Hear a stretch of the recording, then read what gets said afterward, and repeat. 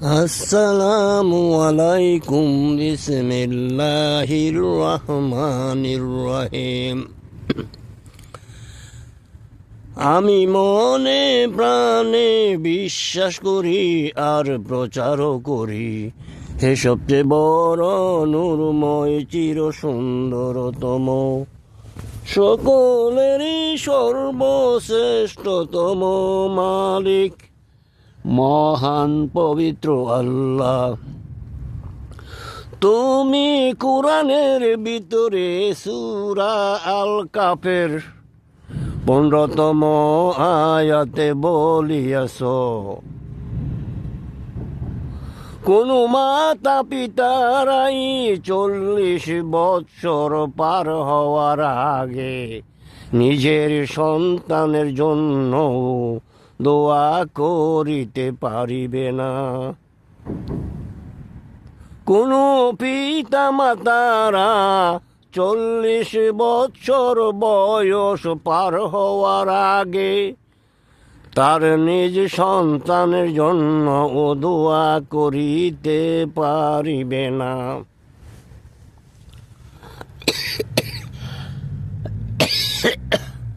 আমার প্রশ্ন হলো, আমার সন্তানের জন্য কে দোয়া করিবে? আমার সন্তানের জন্য কে দোয়া করিবে? আমার সন্তানের জন্য কে দোয়া করিবে? কোন পিতা মাতারাই 40 বৎসর বয়স পার হওয়ার আগে তার আপন নিজ নিজ সন্তানের জন্য দোয়া করিতে পারিবে না। আমি মনে প্রাণে বিশ্বাস করি আর প্রচারও করি, হে সবচেয়ে বড় নূরময় চির সুন্দরতম সকলেরই মা সর্বশ্রেষ্ঠতম মালিক মহান পবিত্র আল্লাহ। তুমি কুরআনের ভিতরে সূরা ইনশিকাকের 6তম আয়াতে বলিয়াছ, হে মানুষ তোমরা সাধনা করিতে থাকো আমাকে পাওয়ার জন্য, অথবা আমার সাক্ষাতের জন্য, অবশ্যই পাইয়া যাবে, অথবা সাক্ষাৎ ঘটবে।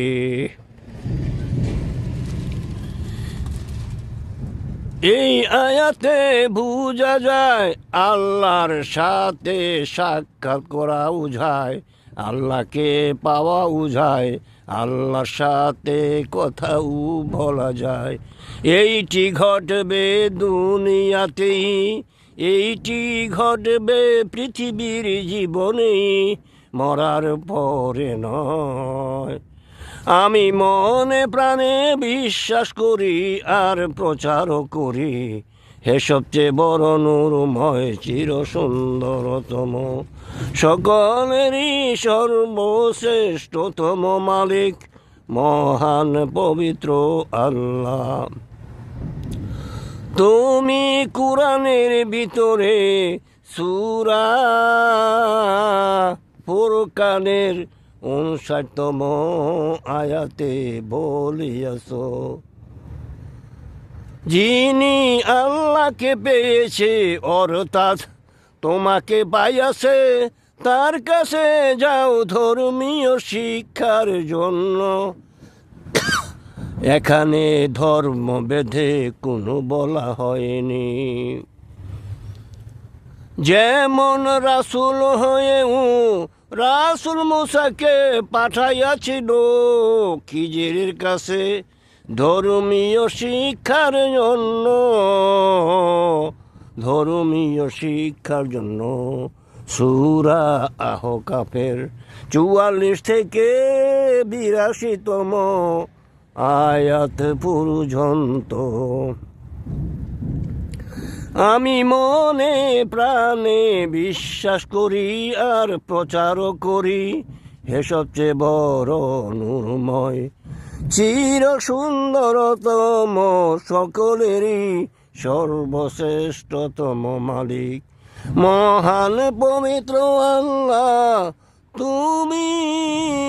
সূরা রাসূল ইউনূসের ৭২তম আয়াতে বলিয়াছো, কে তোমাকে অনুমতি দিয়েছে বলার জন্য এইটা হালাল ওইটা হারাম, এইটা ভালো ওইটা খারাপ, এইটা বৈধ ওইটা অবৈধ, এইটা ভাঙ্গো ওইটা ধ্বংস করো, এইটা ভাঙ্গো ওইটা ধ্বংস করো। এর অর্থ কি বুখারীর লেখা বই নাকি? এর অর্থ কি আবু দাউদের বই লেখা বই নাকি? এর অর্থ আবু নাসায়ের বই নাকি? এটি এর অর্থ দারিমির লেখা বই নাকি? এর অর্থ বাদশাহ আলমগীরের লেখা বই নাকি? এর অর্থ কি? এর অর্থ কি? এর অর্থ কি?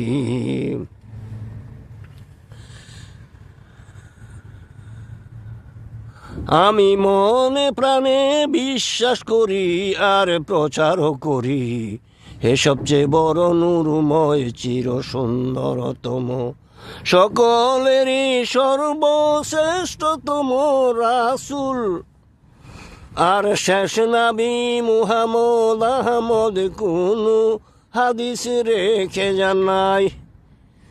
তিনি রেখে গেছেন ৫ জন পবিত্র মহাপুরুষ, আবু বকর, ওমর, ওসমান, আলী আর সলমান ফারসি। রেখে গেছেন ৫ জন পবিত্র মহাপুরুষগণ।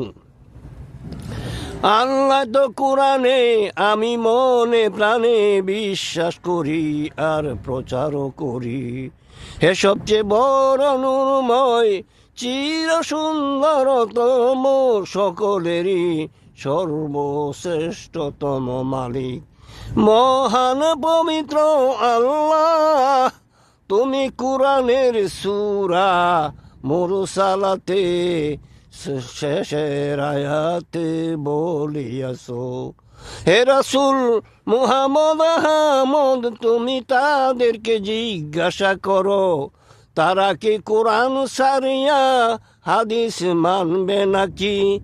তারা কি কোরআনকে সারিয়া হাদিসকে বিশ্বাস করিবে? আমি তো মনে করি এই আয়াতের অর্থ কি? আমি তো মনে করি এই আয়াতের অর্থ কি জানার জন্য সূরা রাসূল ইউনূসের ৭২তম আয়াতে আল্লাহ বলিয়াছেন, কে তোমাকে অনুমতি দিয়েছে? এই অনুমতি কি বুখারীর লেখা বই নাকি কোন লেখকের লেখা বই নাকি? এই আয়াতের অর্থ হলো একজন আল্লাহর মনোনীত পবিত্র মহাপুরুষ। এই আয়াতের অর্থ হলো আল্লাহর মনোনীত পবিত্র মহাপুরুষগণ। আমি মনে প্রাণে বিশ্বাস করি আর প্রচারও করি, হে সবচেয়ে বড় নূরময় চির সুন্দরতম সকলেরই সর্বশ্রেষ্ঠতম মালিক আর সর্বশ্রেষ্ঠতম মালিক মহান পবিত্র আল্লাহ তুমি। সূরা নাহলের ১১৬তম আয়াতে বলিয়াছ, তোমরা বংশের গৌরবে অর্থের বংশের শক্তিতে শ্রমিকের শক্তিতে, রাজকর্মচারীর শক্তিতে, রাষ্ট্রীয় শক্তিতে আর মস্তিষ্কের শক্তিতে, জিব্বায়ার ঠোঁট দিয়া আল্লাহর উপর মিথ্যায় আরোপ করো। তোমাদের কাজই হলো মিথ্যায় আরোপ করা। তোমাদেরকে জাহান্নামের চেলা বানাইয়া ওই চেলাতে আগুন জ্বালাইয়া ওই আগুন দিয়া জাহান্নামে উদ্বোধন করা হবে, উদ্বোধন করা হবে। আমি মনে প্রাণে বিশ্বাস করি আর প্রচার করি, হে সবচেয়ে বড় নূরময়, চির সুন্দরতম, সকলেরই সর্বশ্রেষ্ঠতম মালিক আর শেষ নাবি আর বিশ্বাস করি, হে সবচেয়ে বড় নূরময়, চির সুন্দরতম, সকলেরই সর্বশ্রেষ্ঠতম মালিক, মহান পবিত্র আল্লাহ। তুমি সূরা বাইনাতের পঞ্চম আয়াতে বলিয়াছো, যারা যারা আসমানি কিতাবার কোন লেখকের বই পড়িয়া অসৎ কর্ম পরায়ণ হইয়াছে, তারা আল্লাহর সকল সৃষ্টি থেকে অধম, তাদেরকে জাহান্নামের চেলা বানাইয়া ওই চেলাতে আগুন জ্বালাইয়া সেই আগুন দিয়া জাহান্নাম উদ্বোধন করা হবে, জাহান্নাম উদ্বোধন করা হবে।